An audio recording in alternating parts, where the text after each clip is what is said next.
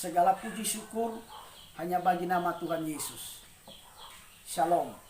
Tuhan Yesus dahsyat, Tuhan Yesus luar biasa.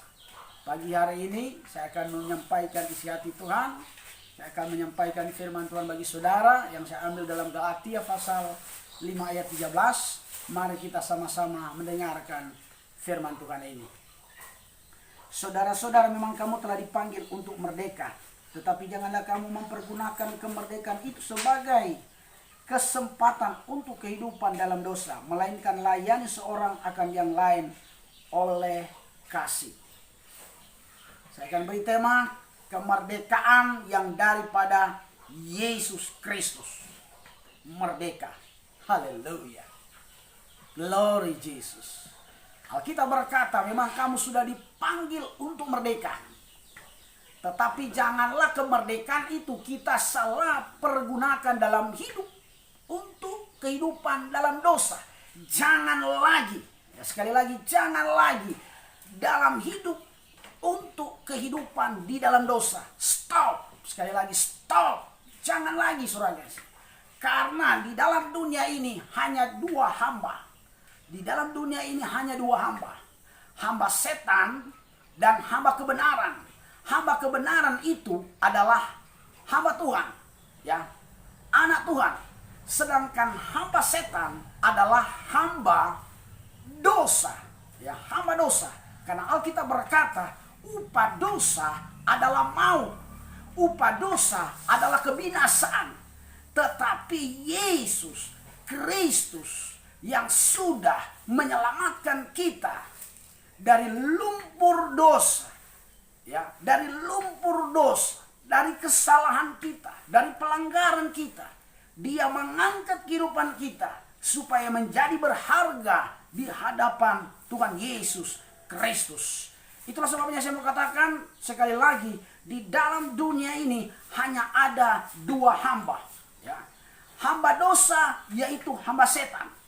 Sedangkan hamba kebenaran itu adalah hamba Tuhan. Jadi seorang kasih dalam Tuhan, saya mau ingatkan, ya, biarlah kita terus menerus menjadi hamba kebenaran.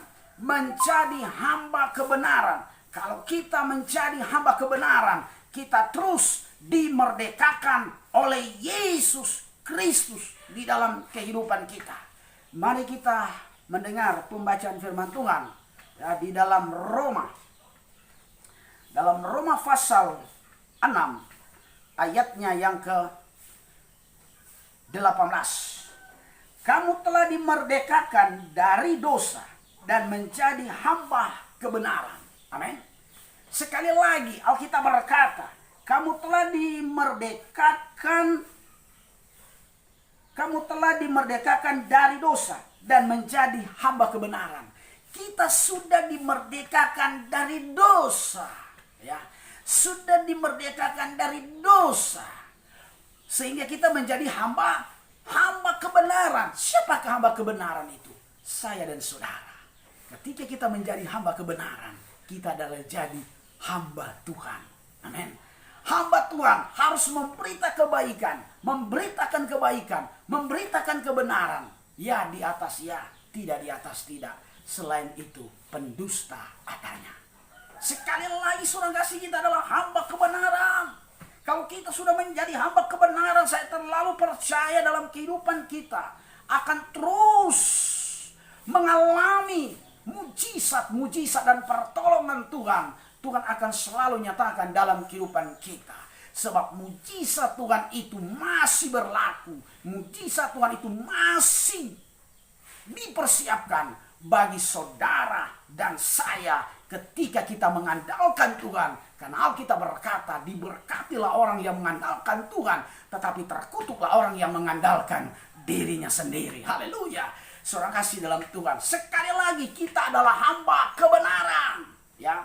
Kita adalah hamba kebenaran. Kalau kita sudah menjadi hamba kebenaran, dan ketika kita sudah mengenal kebenaran, sudah tahu kebenaran, sudah memahami kebenaran yang ada dalam diri kita, saya terlalu percaya. Mari kita dengar firman Tuhan di dalam Yohanes. Haleluya. Yohanes pasal 8 ayat 32. Dan kamu akan mengetahui kebenaran, dan kebenaran itu akan memerdekakan kamu. Haleluya. Dan kamu akan mengenal kebenaran, mengetahui kebenaran, dan kebenaran itu akan memerdekakan kamu. Dan saya mau katakan kita adalah orang-orang yang sudah dimerdekakan oleh Tuhan. Sekali lagi, kita adalah orang-orang yang sudah dimerdekakan oleh Tuhan. Karena kita sudah mengenal kebenaran. Siapakah kebenaran itu? Kebenaran itu adalah Yesus Kristus sendiri. Ya, firman Tuhan. Ialah kebenaran yang sesungguhnya. Karena di dalam Yohanes pasal pertama ayatnya pertama, pada mulanya adalah firman, dan firman itu bersama-sama dengan Allah, dan firman itu adalah Allah. Itulah kebenaran yang sesungguhnya, itulah yang memerdekakan kita. Haleluya. Ayat yang selanjutnya 36. Jadi apabila anak itu telah memerdekakan kamu, kamu pun benar-benar merdeka. Amin. Jadi kalau anak itu sudah memerdekakan kita, kita ini sudah benar-benar merdeka. Siapakah anak itu? Sekali lagi, dialah Yesus Kristus Tuhan. Dengan cara apa yang Tuhan telah memerdekakan kita? Dengan cara bagaimana Tuhan telah memerdekakan kita? Sekali lagi saya mau ingatkan bagi saudara, ketika Yesus mati di kayu salib, sekali lagi, ketika Yesus mati di kayu salib, ketika dia bangkit pada hari yang ketiga, disitulah kemerdekaan yang Tuhan sudah berikan, yang Tuhan sudah anugerahkan dalam kehidupan kita, sehingga kita bukan menjadi orang yang kalah, kita bukan menjadi orang yang pengecut, tetapi kita menjadi orang yang menang, kita menjadi orang yang bebas, kita menjadi orang yang merdeka, karena Yesus telah memerdekakan kita di kayu salib. Sekali lagi, Yesus telah memberikan kita kemerdekaan di kayu salib. Itulah sebabnya kita harus melakukan kasih itu dalam kehidupan kita sehari-hari, bagi kerabat kita, saudara kita, tetangga kita. Dan kemanapun kita pergi dan berada, biarlah kita melakukan kasih itu, nampakkan karakter Kristus, supaya benar-benar hidup kita ini adalah hamba kebenaran. Yaitu hamba kebenaran adalah anak-anak Tuhan yang melakukan setiap kebenaran firman Tuhan. Jadi kita sudah dimerdekakan oleh Tuhan. Ketika dia bangkit pada hari yang ketiga, itulah kemerdekaan yang Tuhan berikan dalam hidup kita. Merdeka di dalam Yesus. Haleluya.